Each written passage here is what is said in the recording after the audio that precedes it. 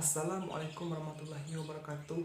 Perkenalkan, nama saya Koko Fadli, 44220031, jurusan Biologi STKIP PGRI Lubuk Linggau, dengan mata kuliah Anatomi Tumbuhan yang diampu oleh dosen Ibu Reni Dwi Riastuti MPDSI. Baiklah, di sini saya akan menjelaskan tentang jaringan kolenkim, ciri, fungsi, dan macam-macam jaringannya. Baiklah, langsung saja ke pokok pembahasannya. Jaringan kolenkim seperti halnya jaringan sklerenkim merupakan jaringan mekanik yang bertugas untuk menyokong tumbuhan. Bagian tumbuhan yang tumbuh dengan lambat biasanya mengalami pertumbuhan sedikit saja, sehingga dukungan oleh sel parenkim sudah cukup. Namun kebanyakan batang tumbuh dengan cepat, dan bagian yang tumbuh itu biasanya menjadi panjang dan ramping. Struktur seperti itu membutuhkan jaringan penyokong yang berfungsi di saat organ yang bersangkutan tumbuh dan harus disusun oleh sel yang dapat memanjangkan diri sendiri. Persyaratan seperti itu dipenuhi oleh sel kolenkim. Sel kolenkim terbentuk oleh sejumlah sel yang memanjang yang menyerupai prokambium dan berkembang dalam stadium awal promeristem. Sel kolenkim adalah sel hidup. Bentuk dindingnya sedikit memanjang dan pada umumnya penebalannya tidak teratur.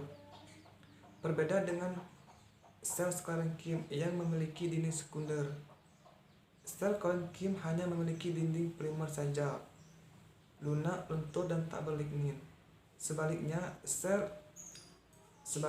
dinding sekunder sklerenkim bersamaan dengan dinding primernya berlignin atau mengandung zat kayu, sehingga menjadi keras dan kaku. Sel kolenkim tetap memiliki protoplas yang aktif yang mampu melenyapkan penebalan bila dinding suatu sel tersebut dirangsang untuk membelah, seperti pada saat membentuk kambium babus atau menanggapi luka. Dinding sel sklerenkim dapat bertahan dan tidak mudah dilenyapkan. Meskipun memiliki protoplas, kebanyakan sel sklerenkim kehilangan protoplas setelah menjadi dewasa. Sebagaimana diutarakan di atas, kolenkim bertugas sebagai jaringan penyokong pada tumbuhan muda yang sedang tumbuh dan pada organ tumbuhan basah. Bahkan terdapat juga pada organ yang telah dewasa. Kolenkim bersifat plastis dan dapat merenggang secara permanen bersamaan dengan organ tempatnya berada. Kolenkim seperti halnya parenkim mengandung kloroplas dan biasanya berisi tanin. Dinding sel kolenkim dapat berlignin atau menjadi lebih lebar seperti sel sklerenkim. Namun karena kolenkim terdiri dari sel hidup, maka dinding sel kolenkim akan menjadi lebih tipis atau bersifat meristematik. Kolenkim dapat ditemukan pada batang, daun, serta pada bagian bunga dan buah. Pada akar, kolenkim dapat dibentuk, apalagi bila diedahkan kepada cahaya. Di banyak monokotil tak dapat ditemukan kolenkim. Biasanya kolenkim terdapat langsung di bawah jaringan epidermis. Pada batang, kolenkim dibentuk sehingga penuh atau tersusun sejajar atas sel yang membentuk sumbu batang. Pada bagian daun, dapat ditemukan di kedua titik tulang utama daun, atau dapat pula di sisi daun, serta dapat ditemukan di tepi daun. Sel kolenkim, ukuran dan bentuk sel kolenkim beraneka ragam. Bentuk sel kolenkim dapat berupa prisma pendek atau panjang, seperti serat dengan ujung meruncing. Namun terdapat peralihan di antara kedua bentuk tersebut. Menurut penebalan dindingnya, kolenkim dibagi menjadi 3 jenis utama. Yang pertama, kolenkim sudut. Penebalan dinding dengan sudut suatu sel. Pada penempang melintang, penebalan sudut terlihat di pertemuan antara tiga sel atau lebih. Contohnya pada batang Solanum tuberosum dan pada batang Sapphire.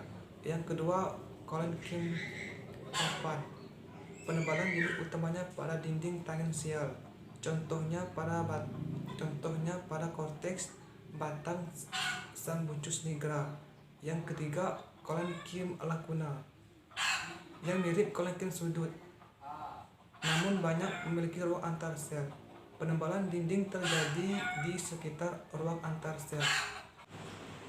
Dinding sel Collenchyme merupakan contoh dinding primer yang amat menebal, sebab penebalannya terjadi pada saat sel tumbuh membesar. Dengan perkataan lain, dinding sel yang meluas sekaligus menebal pula. Dinding sel Collenchyme terdiri dari lapisan yang kaya selulosa dan miskin pektin, bergantian dengan lapisan yang miskin selulosa dan kaya pektin. Dalam bahan segar, kandungan air di seluruh dinding sekitar 67%. Hal itu disebabkan karena pektin yang bersifat hidrofil. Pada preparat yang dibuat dari sayatan segar dan dilihat dalam air, kandungan air menyebabkan dinding membengkak sehingga tampak amat jelas seperti berkilauan pada dinding sebelah pada cangkang kerang. Ciri-ciri jaringan Collenchyme: bentuknya memanjang dan sejajar dengan pusat organ yang ditempatinya. Dinding selnya tidak mengandung lignin, tetapi mengandung pektin, selulosa, dan hemiselulosa. Beberapa sel Collenchyme memiliki kloroplas, sehingga juga dapat berfungsi untuk menunjang proses fotosintesis. Pada dinding sel Collenchyme biasanya mengalami penebalan setempat, bekerja pada organ tumbuhan yang masih aktif. Biasanya ditemukan pada tumbuhan muda, terutama pada bagian tangkai daun, ujung daun, dan ranting. Antar selnya rapat, yang sehingga ruang kosong yang tersedia sangat kecil. Selnya mengandung protoplasma, memiliki vakuola yang berukuran besar dan menonjol karena berisi sekretory.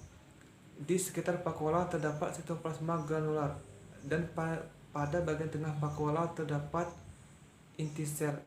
Fungsi jaringan Collenchyme untuk memperkuat, menunjang, maupun menyokong organ muda yang sedang tumbuh atau herba agar bisa berdiri dengan kokoh dan kuat. Memiliki kemampuan di dalam peningkatan permukaan serta ketebalan dindingnya. Collenchyme bisa menjadi pengganti Sclerenchyme jika tumbuhan tempat Collenchyme berada tidak mengalami atau berdiferensiasi menjadi Sclerenchyme. Mampu menyesuaikan terhadap pemanjangan organ tanpa kehilangan rasa sakit. Baiklah, itu saja yang dapat saya sampaikan. Lebih dan kurangnya saya mohon maaf. Wabillahi taufiq wal hidayah. Wassalamualaikum warahmatullahi wabarakatuh.